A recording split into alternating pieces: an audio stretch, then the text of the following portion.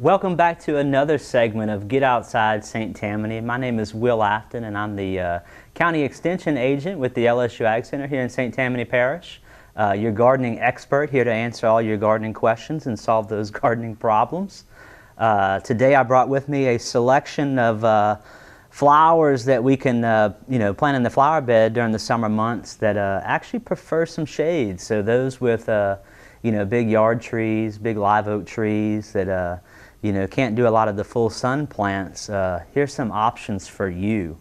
As you see here on the table, one of the one of the older plants that people are more familiar with, impatiens, come in several different colors: reds, pinks, whites.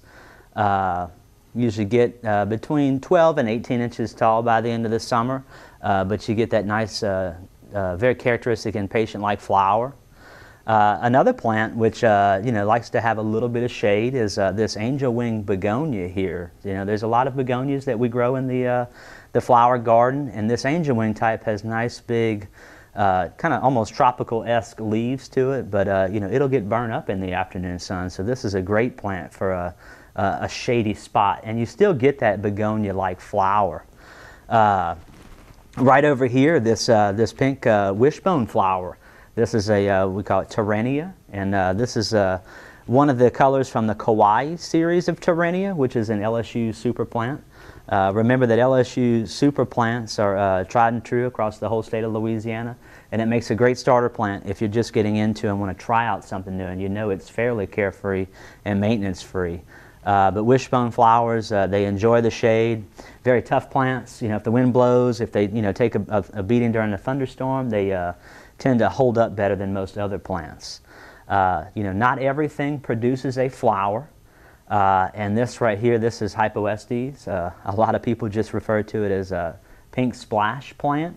But as you can see here, we don't have flowers, but we have nice colorful leaves. So provides you with a different texture in the flower garden, and also longer lasting color because we don't have to worry about that flower dying and passing on. Which kind of leads me into the big shade plant for summertime gardens. Throughout the South, caladiums, as you see down here on the table, very well known in the shade garden. You get different colors of red, whites and greens, speckled, everything in between. Normally, a lot of people are buying their caladium bulbs earlier in the year, which in fact is not a true bulb. It's actually what we refer to as a tuber. But usually February, March, the garden centers are stocking up on caladium bulbs, and that's where you find your best selection. But usually after the 1st of April and then later into the season, they get rid of those bulbs. They send them back to the growers, where they're then potted up in little 4-inch containers and actually grown out as plants. So the later you wait, you can actually pick and choose the different colors and textures of your caladium bulbs, which is what you'll find now in the nurseries when you shop for plants. But look, caladiums come many different sizes, colors. Some of them have broad, coarse leaves. Some of them are a little finer. But they really add a lot of color when mass planted underneath a shade tree, to really to really bring that area out and sometimes even brighten it up.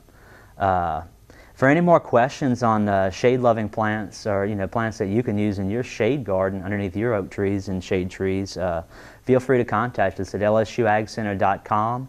The local number here to the Extension office is 985-875-2635, and the local Master Gardener group can be reached at www.stmastergardener.org.